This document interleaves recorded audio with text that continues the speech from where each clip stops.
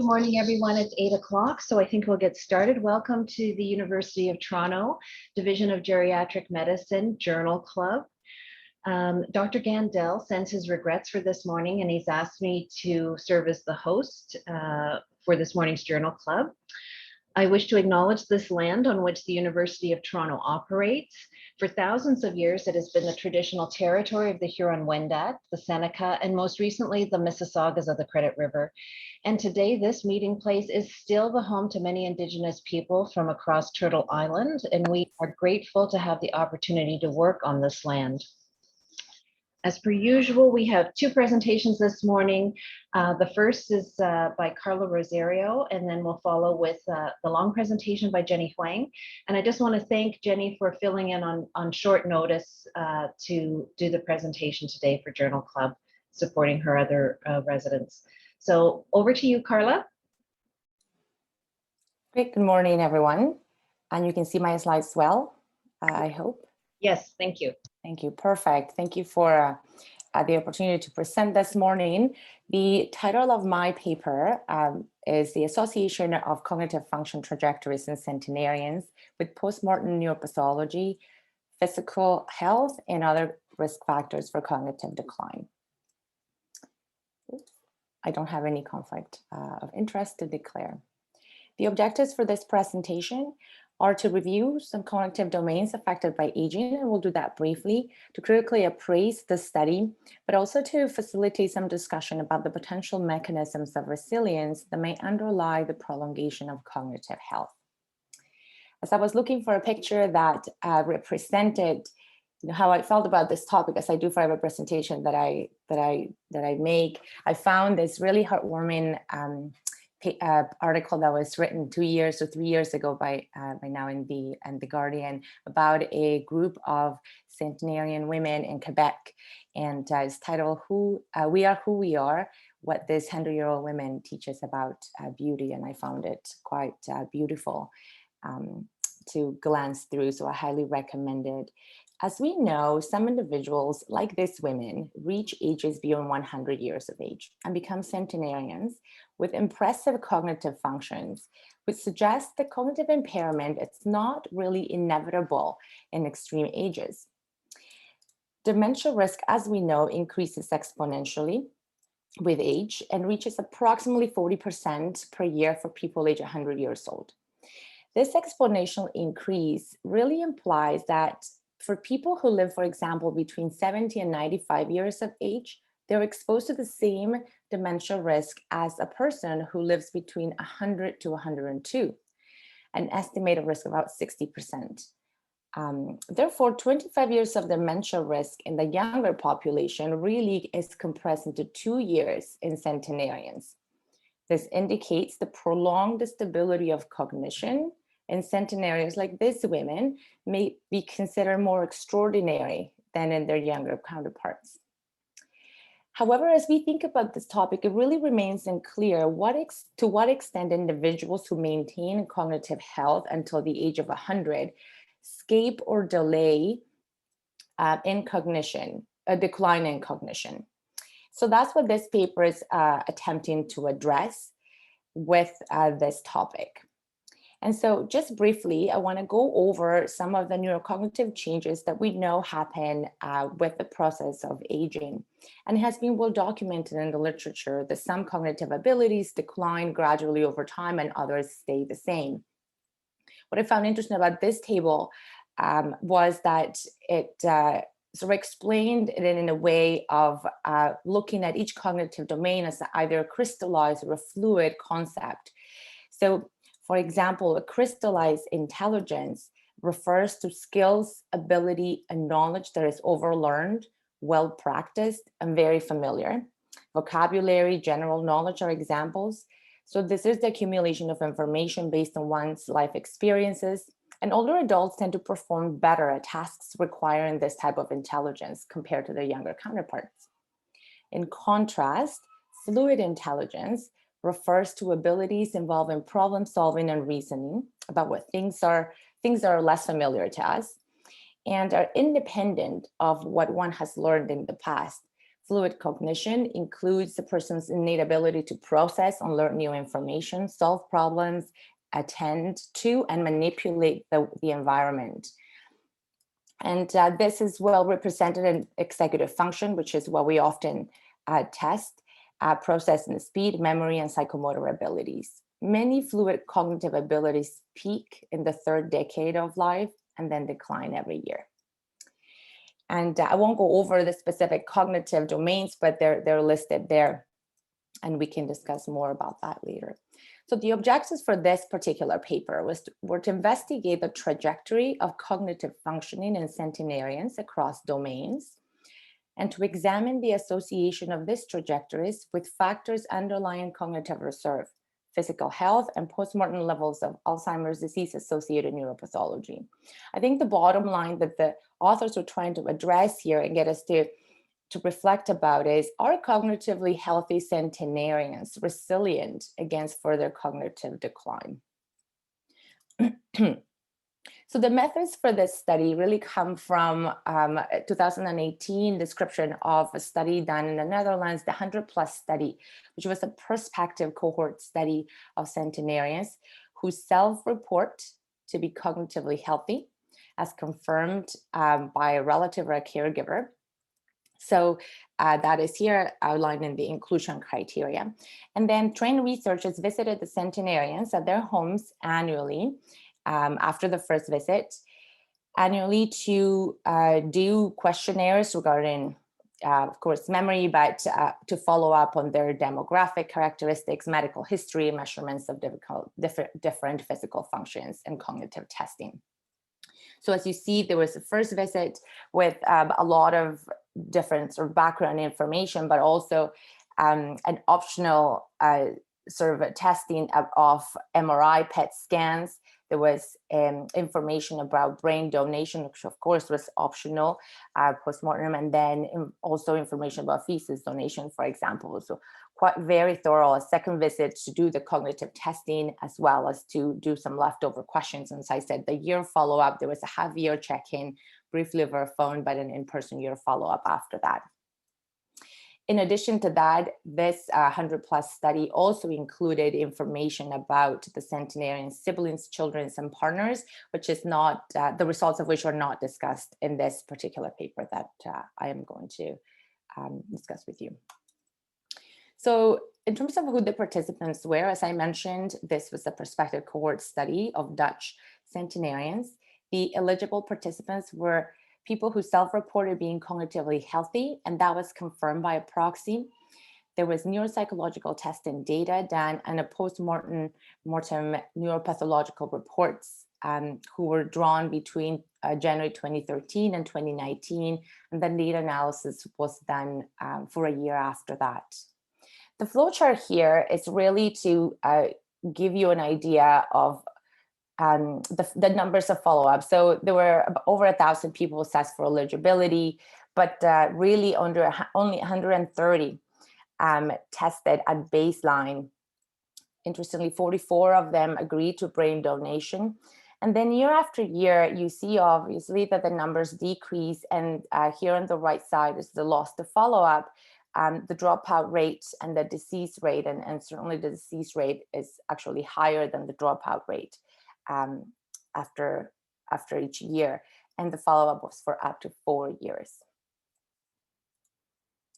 In terms of the assessment of cognitive functioning that they did in every annual visit, the centenarians underwent an extensive neuropsychological test battery of tests, from which a mean Z score of each domain, including a global cognition domain, was recorded. An MMSE for baseline cognition was done. But like I said, every cognitive domain was sort of tested with different tests that have been validated in the past. The assessment of risk factors were done using several different demographic factors. For example, the sex, age, the ApoE status was also taken into account. The physical health that included indexes such as the Barthel, the grip strength, hearing and vision tests, living situation, some medical comorbidities such as stroke, TIA, or hypertension. Cognitive reserve was measured by education level, and a cognitive activity questionnaire and a premorbid IQ test as well. And the neuropathological hallmarks were from autopsies that were done for amyloid beta, phosphorylated tau protein in NFTs, and load of neuritic plaques as well. The statistical analysis for this paper I found quite complex and robust, I would say, but certainly they used a linear mixed model to determine cognitive trajectories, and with each domain as a dependent variable and time as an independent continuous variable. And then there was also, I think it's a version of it, but it's called the latent class linear mixed model, used to explore the variability of the trajectory of the cognitive changes. All models were adjusted for the confounded effects and variables. There was also the Benjamini-Hochberg procedure that was done for reporting chance discoveries, and I believe this was done because there was multiple comparison and testing done with t-tests as well, and the statistical analysis was performed with R, the R packages.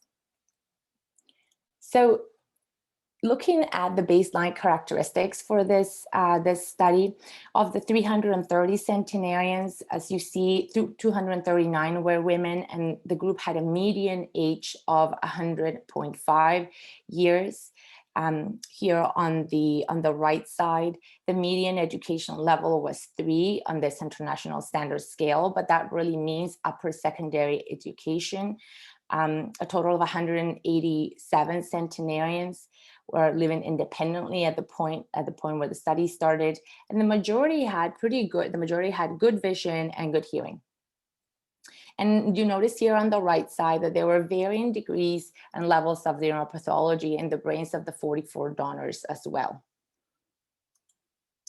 So here is the first picture of the results. So the first step was to look at the cognitive trajectory. This was done, as I mentioned, doing a linear mixed model with a random intercept and time on the x-axis as an independent variable. And we can use the memory plot here as an example. This was plotted against Z scores on the y-axis, and this was all adjusted for sex, age, education, vision, and hearing. The pale lines indicate individual trajectories, so raw scores. The darker lines indicate a mean trajectory, with time as a continuous variable here. And the black lines indicate mean trajectory with time as a dummy variable, it's called. Basically, I think it's just to adjust the model. So they applied this model to estimate cognitive trajectories for each domain separately, each cognitive domain separately. The duration of follow-up, as you know, is from 0 to 4 years, with a mean follow-up duration of 1.6. Bottom line, looking at all these graphs, is that the analysis really showed that there was no significant change over time in the performance in executive function, verbal fluency, visual, spatial, and attention processing speed. So there's 4 graphs here. The rate did not change, but we observed a slight decrease in memory. They observed a slight decrease in memory performance over time.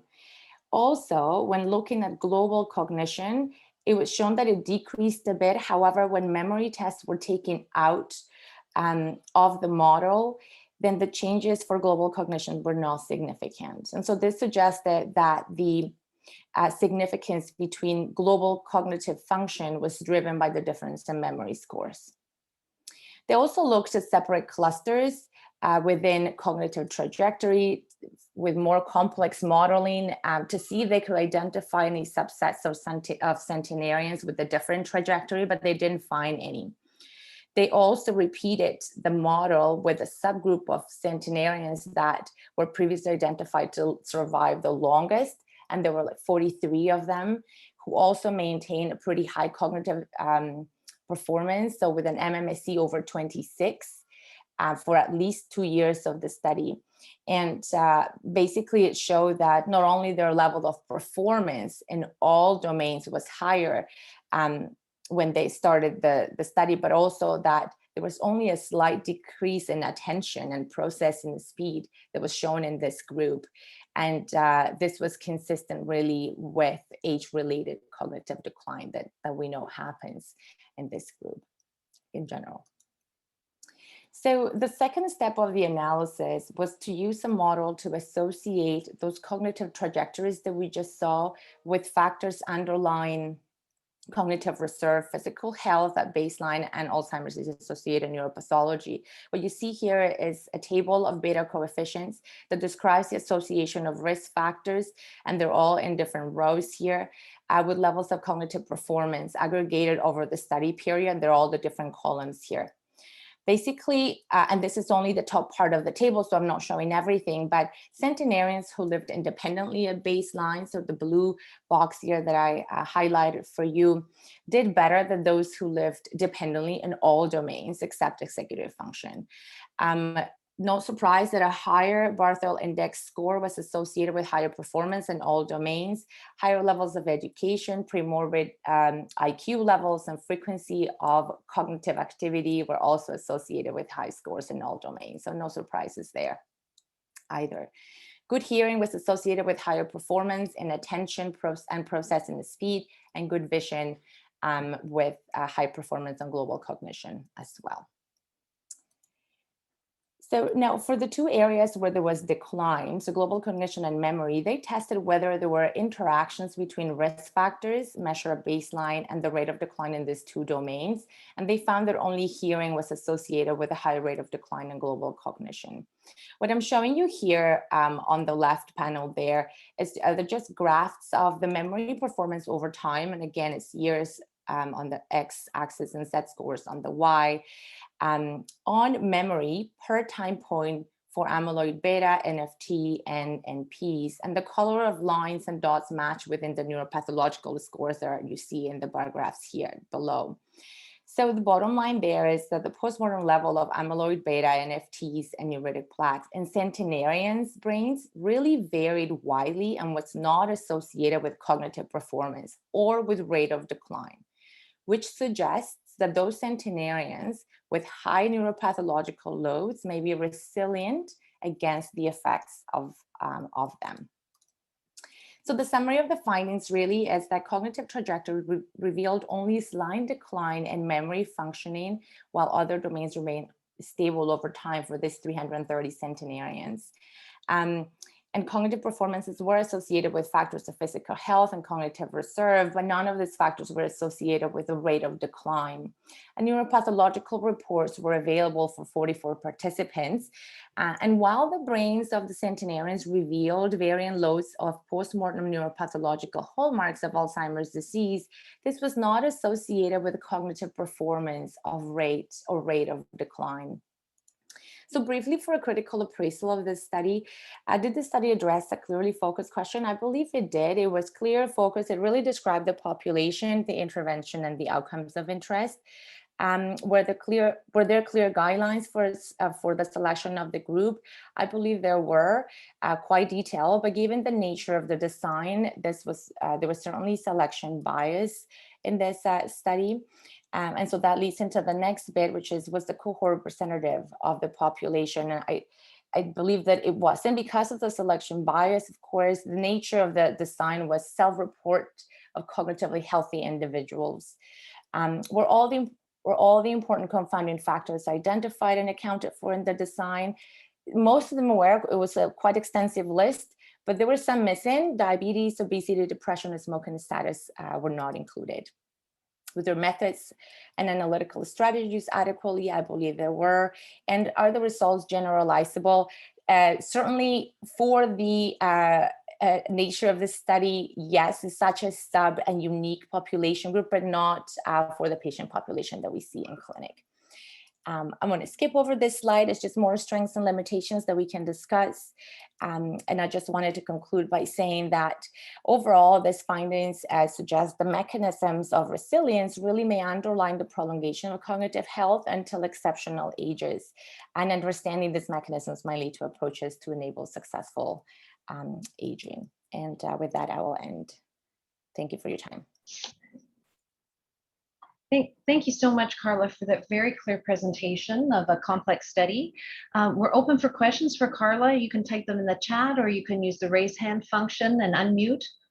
Are there any questions? Gary?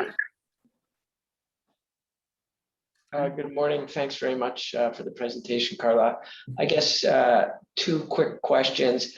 One is, even within the context of cognitively well centenarians, are you convinced that this study actually even represents that cohort? I guess getting to the point that with all of our research that we do, it's very select people that tend to agree to participate. So that's one question about sort of external validity, even within that cohort. And then the second question, do you think that the duration of the follow-up is sufficient to really address the question? Because it seems to me that the average follow-up was less than 2 years, and you're trying to look at cognition over time. Yeah, so certainly I think, as you point out, it's a very unique group. And in terms of the generalizability of the studies, even within centenarians, Dutch centenarians, they're self-reported. Certainly there were a high degree of people with higher level of education, living independently. So very select, like a select group. So in that regard, certainly does not represent. And I think the authors did a pretty good job sort of acknowledging that. But saying, this very unique, extraordinary group of self-reported individuals still just informed us of these findings. And so I thought that was addressed in the paper. In terms of the follow-up time, I think that given the mortality rate after age 100, which is almost like, I think is between 30 and 40% a year, the follow-up of 4 years with I think you're right, the immediate follow-up was 1.6, I believe.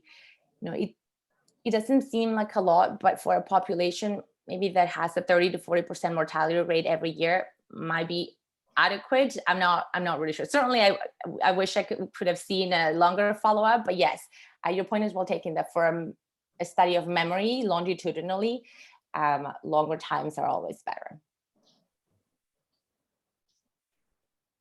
Thank you, Carla. Are there any other questions?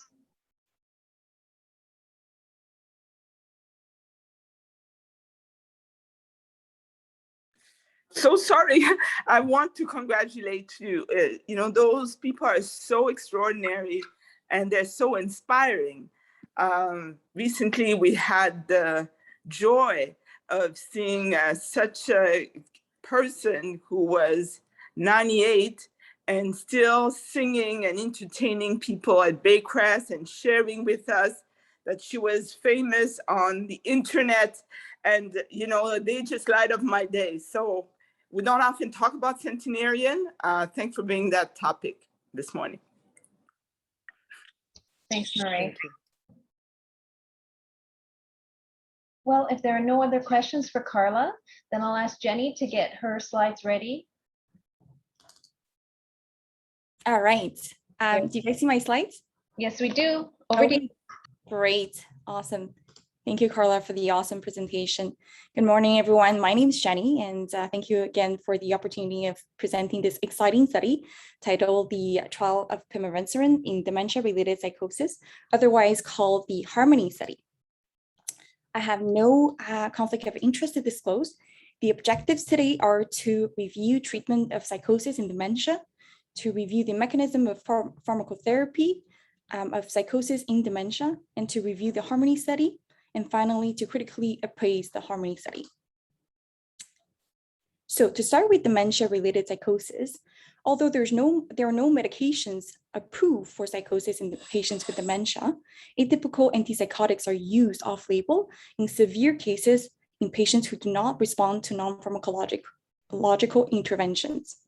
So we have different subtypes of dementia diseases, including Alzheimer's disease, dementia with Lewy bodies, frontotemporal dementia, and vascular dementia that exhibit dementia-related psychosis. These psychotic symptoms present with, as delusions with a prevalence between 30 and 40%, and hallucinations with a prevalence of 5 to 20%. Dementia-related psychosis, it's a logical attempt to understand the environment. This is a quote from a study. And we thought this is in the context of a degraded cognitive integrity. In terms of the psychosis, we know that it aggravates the clinical course of dementia and creates profound stress on caregivers and family members, which may lead to placing patients in long-term care facilities earlier in the course of their illness. So just as a primer to compare pimavanserin and antipsychotics, which are the most commonly used for psychosis in dementia. Pimavanserin was approved by the FDA in 2016 for the treatment of hallucinations and delusions associated with psychosis in patients with Parkinson's disease. Of note, it was only tested in non-demented Parkinson's disease patients with psychosis. Its most common side effects from previous safety trials by the FDA shows that patients are most commonly complaintive of nausea, vomiting, peripheral edema, and constipation.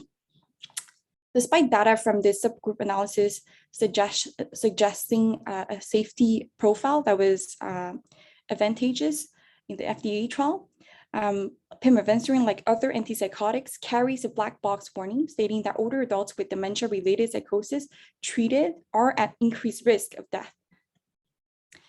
For antipsychotics, we know that they're off-label use in the treatment of psychosis in dementia subtypes. Most importantly, we know that caution needs to be applied when given to Parkinson's disease or Lewy body Parkinson's disease dementia patients or Lewy body dementia patients, given its risk of worsening their Parkinsonism.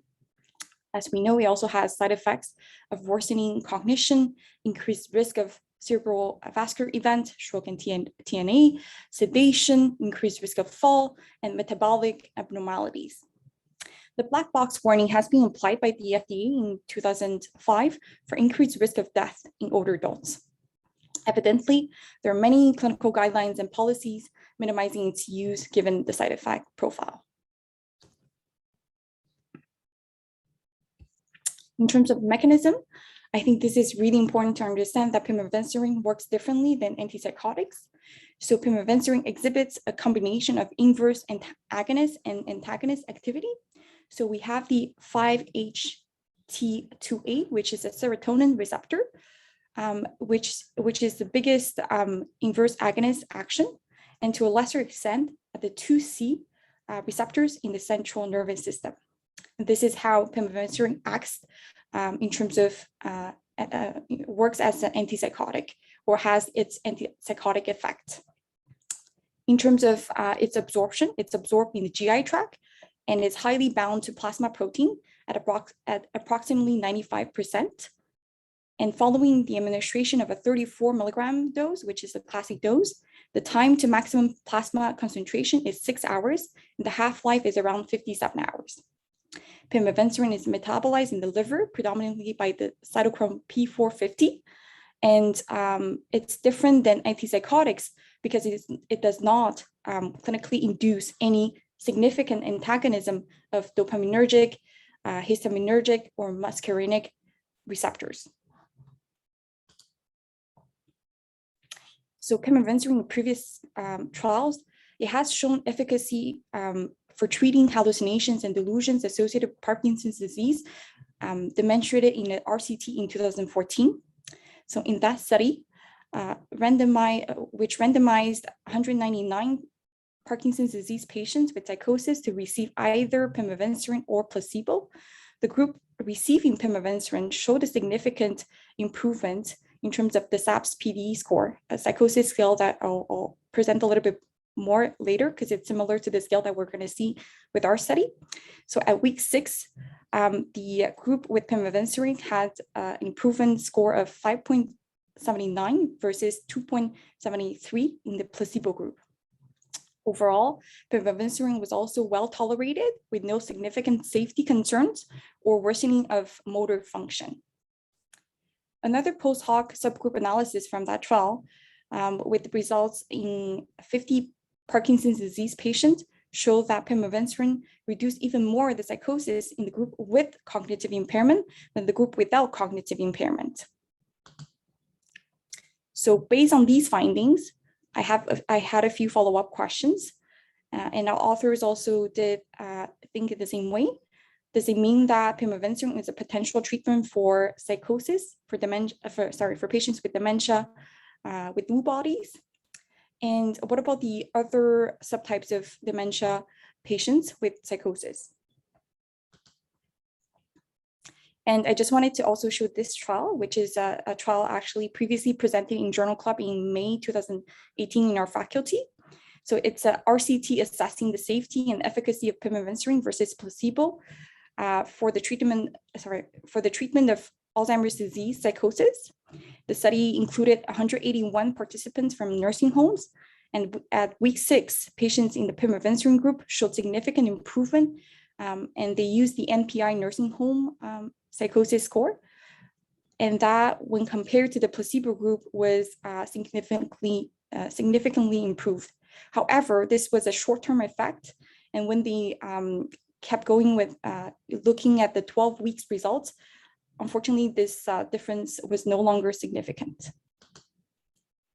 So this brings us to our study today, again entitled The Trial of Pimavanserin in Dementia-Related Psychosis. The study is sponsored by Acadia Pharmaceuticals. So the pickle question for this study: in older adults of 50 to 90-year-old with dementia-related psychosis, does the treatment of 6 weeks of pimavanserin cause less relapse in psychosis than placebo?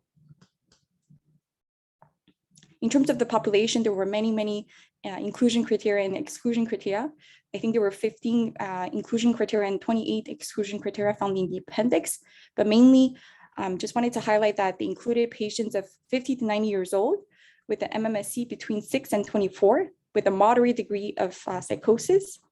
They excluded patients who had recent antipsychotic use and other comorbidities that could worsen their psychosis or increase their rate of adverse events. So a little bit just how these scales look like. So this is the SAPS hallucinations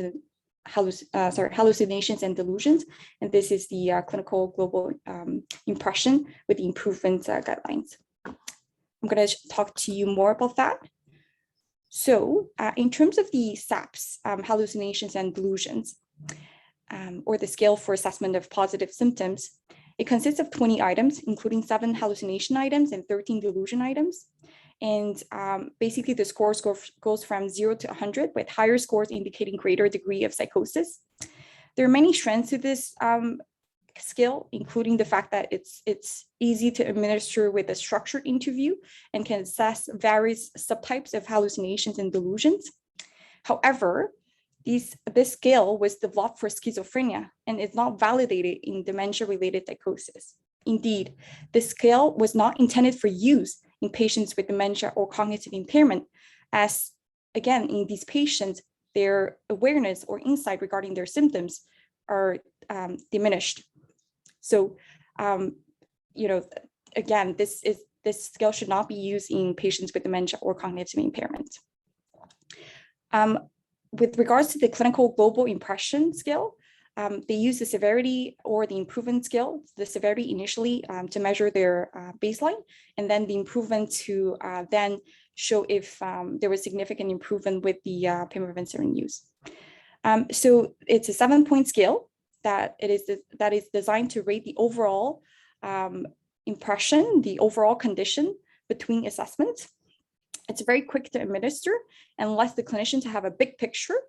But research suggests that, again, more guidelines and training are needed to really establish adequate inter-rater reliability, especially in multi-center studies such as this one.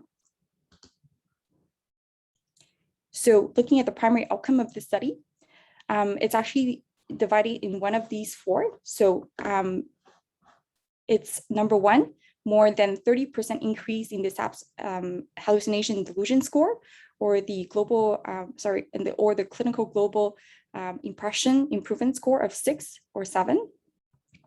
Number two, hospitalization for dementia-related psychosis.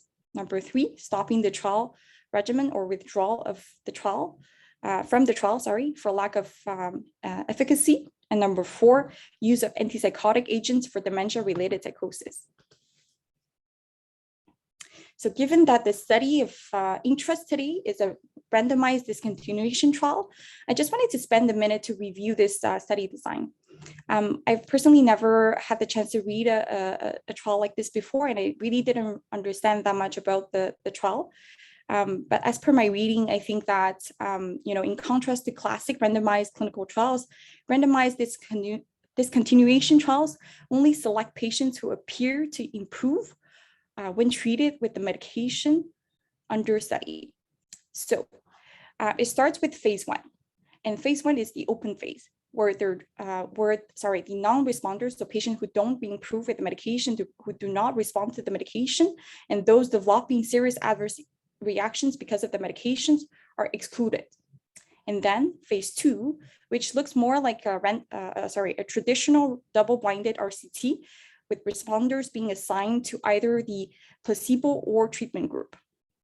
This design can be very valuable in testing new drugs, because in early stages of a new drug evaluation, the open label phase, or that open treatment phase, is routinely used to establish the optimal dose and to look at obvious side effects. And then this initial treatment could be followed by the randomized discontinuation phase. This approach is very cost effective. It definitely cuts down the cost, but given the highly selected sample, again, excluding the patients who didn't respond and the patients who had serious adverse events, this design can definitely overestimate the benefit and underestimate the toxicity. So I'm going to talk to you about this slide with the use of the graphs. So the study took place from August 2017 to October 2019. There were 5 weeks of screening period, 12 weeks of open label phase, and 26 weeks of double-blinded phase. Lastly, there were 4 weeks of safety follow-up. So just like a little bit the graph that I showed earlier explaining how randomized discontinuation trials work, this is a very similar graph. So patients show up for the screening. This is the open label phase that they first undergo, trying the medication, seeing who responds, and looking at their adverse events. And then they undergo randomization, double blinding, and they're either assigned to the Pimavanserin group or the placebo group. After this, there was the planned follow-up for safety assessment. So otherwise, in terms of the study design, we know that Pimavanserin was started at the 34 milligram PO daily dose, so there's no titration.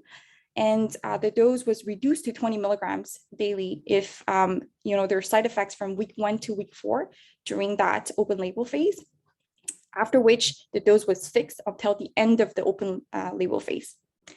And for the placebo group and the treatment group, identical tablets and packaging were provided. A pre-generated permuted block schedule was used, and the random assignment of 1-to-1 ratio was done. Stratifications were completed according to dementia type and geographic regions. Again, the dementia type that we had here are Alzheimer's disease, frontal temporal dementia, vascular dementia, Parkinson's disease dementia, and Lewy body disease dementia.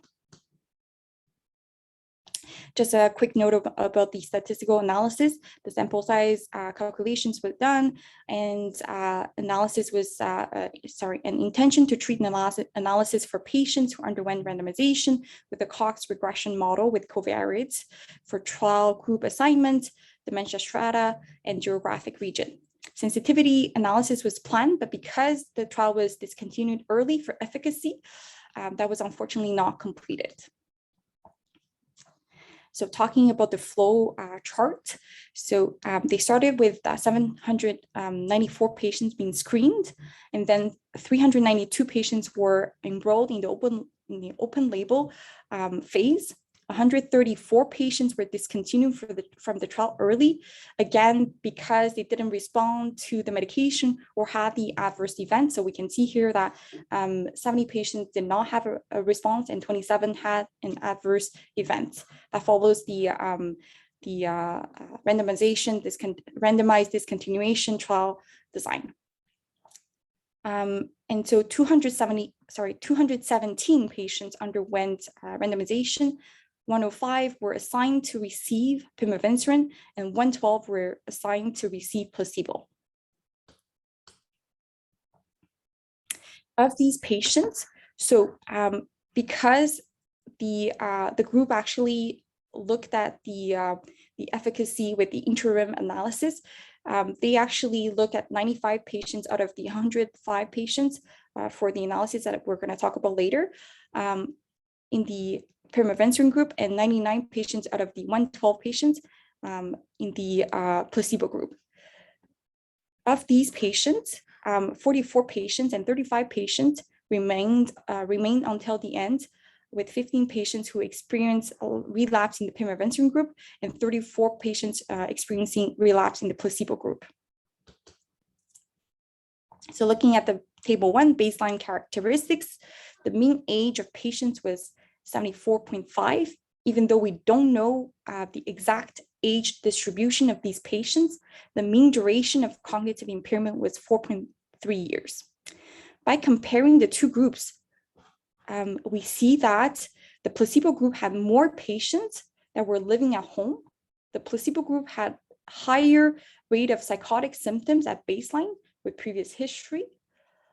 And this comes, this goes with higher number of auditory visual hallucinations and delusions at baseline.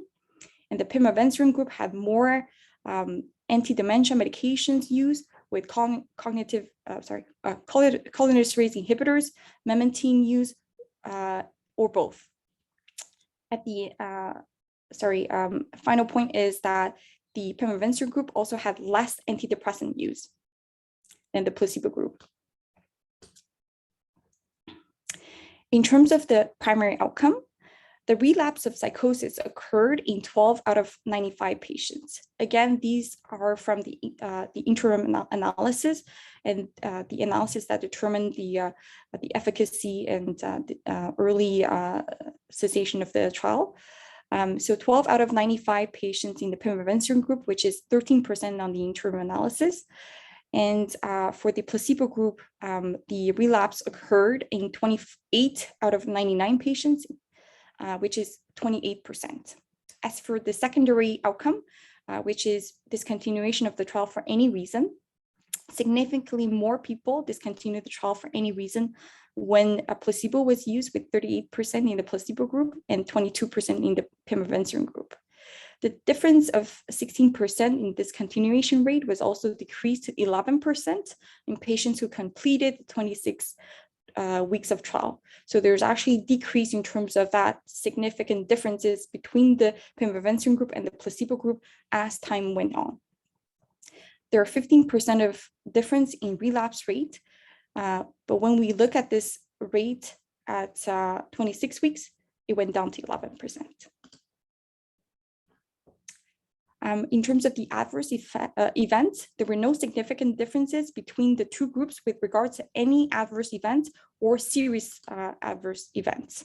The most common adverse events were the headache, constipation, UTI, and asymptomatic QT prolongation.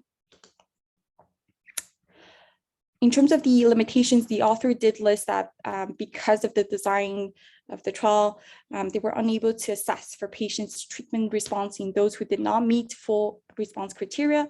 And with the 15% of the Parkinson's disease or Parkinson's disease dementia patients included, and the fact that they already knew that pimavanserin was working, had efficacy in this group previously, they thought that this had screwed the results in favor of pimavanserin.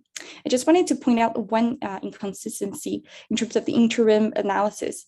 After reading the study, the appendix, and the protocol, I still couldn't find when exactly the interim analysis took place. I think it happened before the end of the 26 weeks, as they had around 20 patients more in each group. You know, in terms of the justification for stopping the trial for the interim analysis, that was different from the study itself. So the final study published and what was stated actually in the protocol. So just wanted to point that out.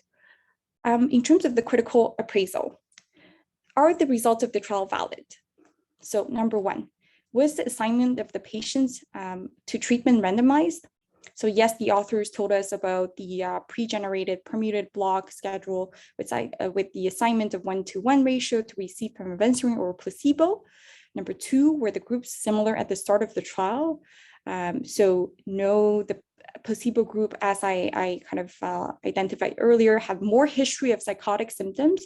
We know that when they had previous history of psychotic symptoms, are more likely to have relapse or have recurrence of psychotic symptoms. Patients who are from the placebo group also had less cognitive enhancers used. So this is very important, as we know that cholinesterase inhibitors, for example, or memantine, can decrease their psychotic symptoms, and especially in Parkinson's disease dementia or Lewy body disease dementia, we know that it's actually a great therapy to start with. And finally, the placebo group had more antidepressant use, meaning that they had probably higher degree of neuropsychiatric symptoms, and also could indicate further risk of recurrence. In terms of the, aside from the allocated treatment, were the groups treated equally? The author did specify, identical tablets were used, packaging were the same packaging was provided for both groups, and they kind of received the same pre-enrollment assessment and follow-up. Are the results of this trial valid? So were all the patients who entered the trial accounted for, and were they analyzed in the groups to which they were randomized? I think it's always tricky because these criteria actually apply to, for classic RCTs, and this is a little bit of a different trial design. But given the randomized discontinuation trial design, patients who did not respond or who had adverse events were not assessed, and they're excluded from the study as the study went on. So were measures objective, and were the patients and clinicians kept blind to which the treatment was being received? So we do know that the study was blinded to investigators and to patients, but the exact blinding process was not disclosed in the protocol study or the appendix. In terms of the results themselves, so how large was the treatment effect? In terms of the primary outcome, the hazard ratio was 0.35 with a confidence interval of 0.17 to 0.73, reducing the risk of relapse of psychosis by 2.8-fold, and this is compared to the 2.2-fold in the placebo group. By 2.8-fold, and this is for this primary outcome. In terms of secondary outcome, we know that pimavanserin was able to reduce by 2.2-fold when compared to the placebo group. What were the adverse events? So there was one death in the treatment group, so the pimavanserin group, and the author specified that this patient had a dental abscess and passed away from septic and metabolic encephalopathy caused by the dental abscess. There were 2 cases of QTC prolongation in the open label phase, and 3 cases of QTC prolongation in the randomized phase, so 5 more than the placebo group. And the other common side effects we've reviewed before were the headache, the constipation, and the UTI infections, so UTIs. In terms of the validation of the trial, so is my patient so different from those in the study that results cannot apply?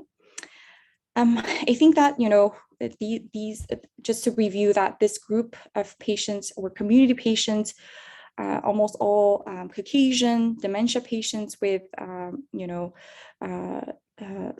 related psychosis.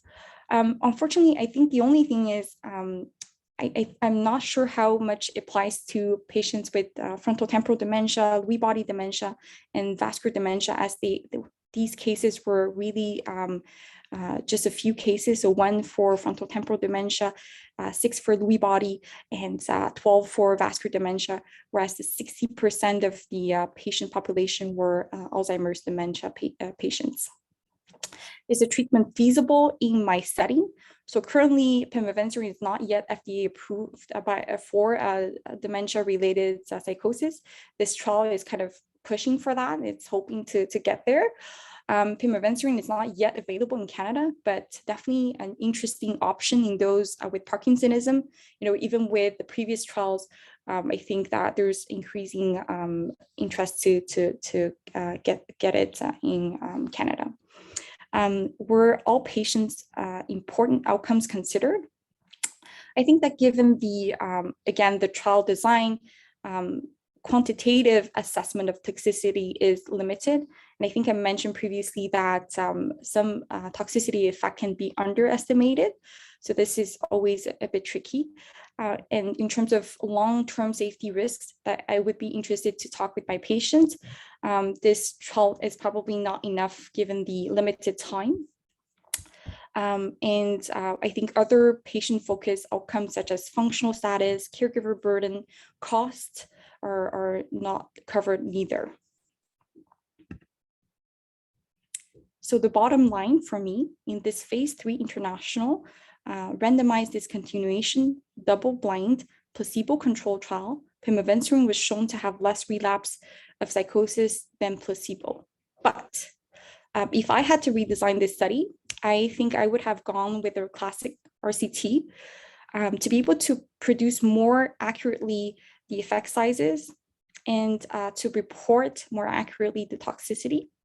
I think I would have chosen different scales. For example, scales that are validated in measuring psychotic symptoms in dementia patients, such as the NPI or the NBRS. I would have chosen a gold standard scale for sure.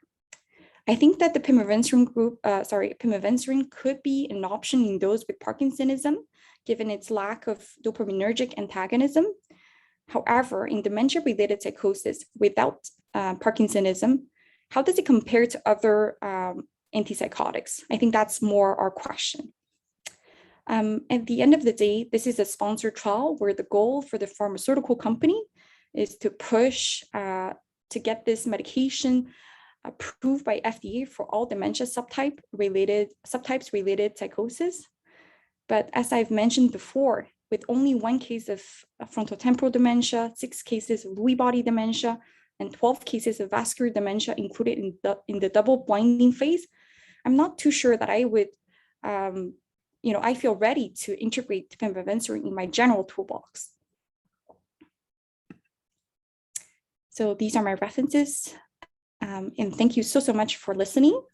I want to thank Dr. Eric Huang and Jennifer Watt for helping me understanding a little bit the methodology of this paper. They were really helpful giving me feedback.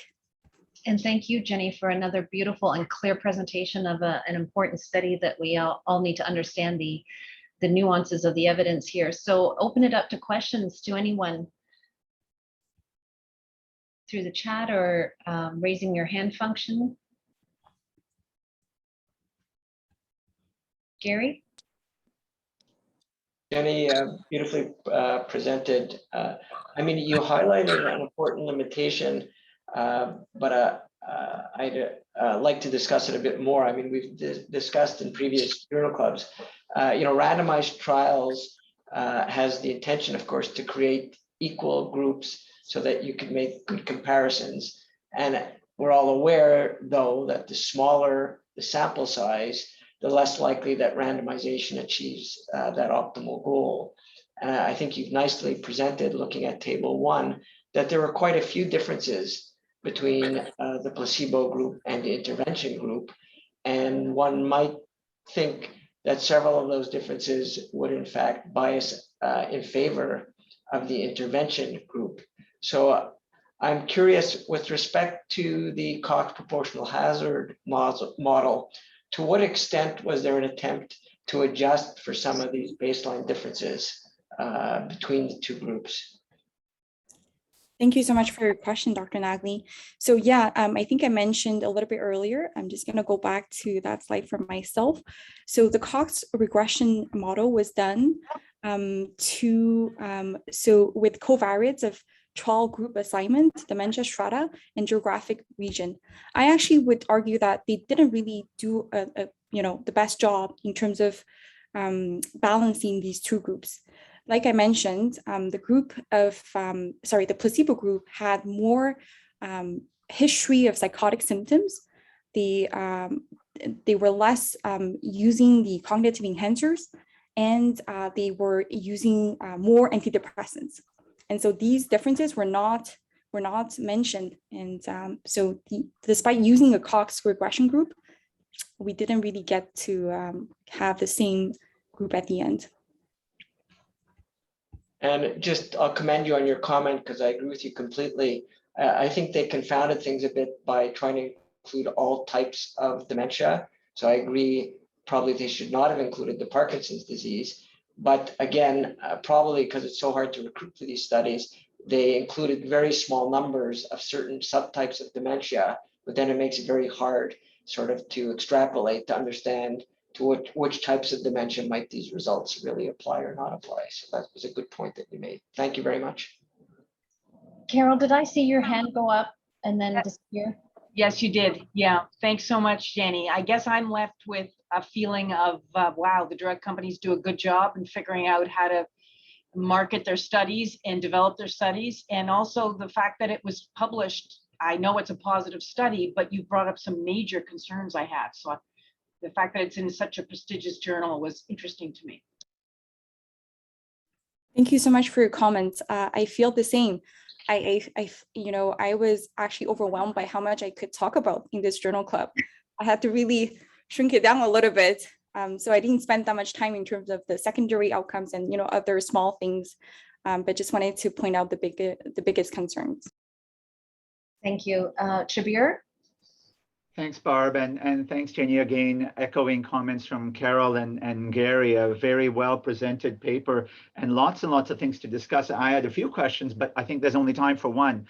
So I'll ask that one. I want to go back to your very appropriate comments about their choice of outcome measure, at least one of their outcome measures, which, as you pointed out, is not really validated in the dementia setting. So I just want to ask you, and it's not to put you on the spot, but I think for all of us to benefit from thinking about this, because it comes up over and over again, why do these studies, and we see them over and over, why do they pick measures that quote unquote are not appropriate or validated for that population? If you can give me a couple of reasons why you think it might be. Some may be ignorance or naivete, some may be manipulative, whatever, but let's put a couple of them on the table, because I think we need to walk away and think about this from a methodologic perspective and how we, as users of some of these studies and some of these interventions, what do we do and how we struggle with this? Thank you so much, Dr. Alibi, for this question. I had the same reflection when I was going through this study. So I have a few things to propose. Number one, I think that they're comfortable with the scale. So you can see from the previous trials, they use the same thing. So they use the SAPS PD that they designed themselves. They use the SAPS hallucination delusions previously. In one of the FDA report, they actually said that, well, we didn't see enough results with the SAPS PD, so we're going to use another scale to see if it's maybe something with the scale. But instead of actually going back to the literature and looking at what's validated in terms of scales, they just kind of persisted with that. So I think there's a level of comfort in terms of scales and kind of manipulating their own scales to their liking. I'm assuming a little bit, but that's what I think. And secondly, I think it's also tricky, because I wonder if they also did that because if you remember the AD psychosis trial that I mentioned a little bit earlier, they actually use NPI, which is a really good scale, and I would have used the same scale, but the long-term effect was not maintained. So I wonder if they saw that and wondered, well, let's see with another scale if that would have better results. These are my two hypotheses.